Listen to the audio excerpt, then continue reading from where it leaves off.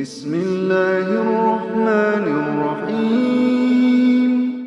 الحمد لله رب العالمين، والصلاة والسلام على سيد الأنبياء والمرسلين محمد وعلى آله وأصحابه أجمعين.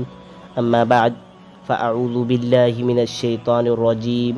بسم الله الرحمن الرحيم. أم حسبتم أن تدخلوا الجنة ولما يأتكم مثل الذين خلوا من قبلكم مستهم البأساء والضراء وزلزلوا حتى يقول الرسول والذين آمنوا معه متى نصر الله ألا إن نصر الله قریب. ہے تذکرہ ایمانی، ہے جذبہ ایمانی، عقیدہ ہو مضبوط جب آئے جذبہ ایمانی. محترم حضرات، سامعین اکرام، السلام علیکم ورحمۃ اللہ وبرکاتہ. بعد سلام کے عرض ہے کہ احقر پر اللہ تبارک و تعالیٰ کا احسان عظیم ہے کہ حق تعالیٰ نے ہمیں اس متبرک و منور مجلس میں گفتگو کی توفیق دی. بہت دنوں سے قلب میں یہ آرزو و تمنا تھی کہ آپ حضرات کے سامنے علمی مذاکرے سے متعلق روبرو ہو کر گفتگو کروں. میرے عزیز بھائیوں اور دوستوں، آج کا یہ ایمان افروز مذاکرہ ایک نہایت اہم موضوع پر ہے. ہمارا ایمان، ہمارا عقیدہ ہماری زندگی کا سب سے قیمتی سرمایہ ہے.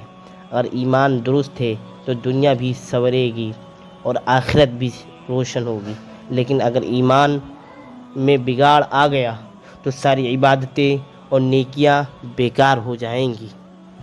اصل ایمان اور عقیدے کی بنیاد یہ ہے کہ ایمان کا پہلا اصول اللہ ہی معبود برحق ہے. قرآن میں اللہ تعالیٰ فرماتے ہیں وَأَنَّ الْمَسَاجِدَ لِلَّهِ فَلَا تَدْعُوا مَعَ اللَّهِ أَحَدًا، اور یہ سجدہ گاہیں اللہ ہی کے لیے ہیں، لہٰذا اللہ تعالیٰ کے ساتھ کسی اور کو مت پکارو. یعنی عبادت صرف اللہ ہی کے لیے ہے.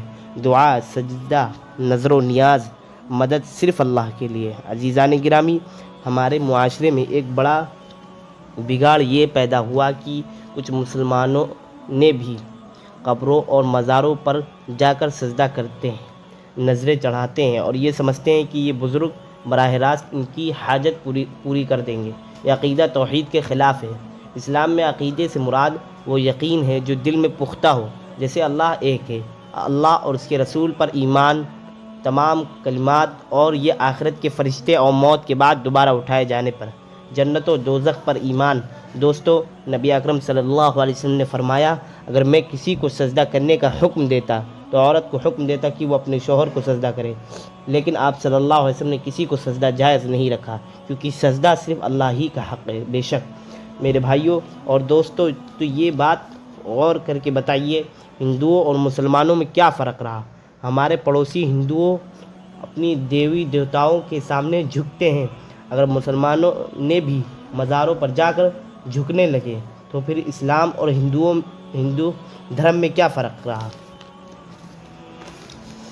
اسلام کی اصل پہچان یہ ہے کہ ہم صرف اللہ کے سامنے جھکتے ہیں، ہم صرف اللہ ہی سے مانگتے ہیں، ہم صرف اللہ ہی پر بھروسہ کرتے ہیں. محترم حضرات، میں عرض کر دوں آپ سے، صحابہ اکرام کا ایمان افروز واقعہ حضرت عمر بن فاروق رضی اللہ عنہ کے زمانے میں مدینے میں قحط پڑا. لوگ بارش کے لیے دعا کے لیے نکلے، لیکن صحابہ اکرام رضی اللہ عنہ نبی کریم صلی اللہ علیہ وسلم کے قبر پر نہیں گئے کہ وہاں سجدہ کرے یا دعا مانگے، بلکہ حضرت عمر رضی اللہ عنہ نے حضرت عباس رضی اللہ عنہ یعنی نبی کریم صلی اللہ علیہ وسلم کے چچا سے کہا ہمارے لیے اللہ سے دعا کرو. یہ ہے اصل عقیدہ. توحید وسیلہ صرف دعا ہے، لیکن مانگنا اللہ سے ہی ہے.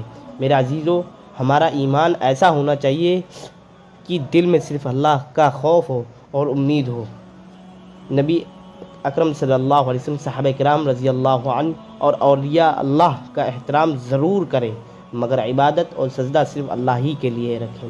مزار پر جا کر سورہ فاتحہ پڑھنا، قرآن پڑھنا جائز ہے، لیکن سجدہ کرنا، چومنا یا حاجت مانگنا صرف اللہ سے ہونا چاہیے.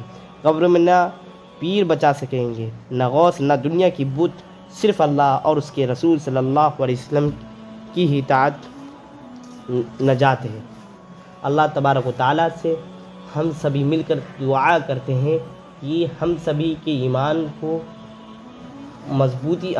ایمان میں مضبوطی پیدا ہو اور ایمان کی حالت میں موت آئے اور قبر و آخرت کے نور سے منور فرمائے، آمین یا رب العالمین۔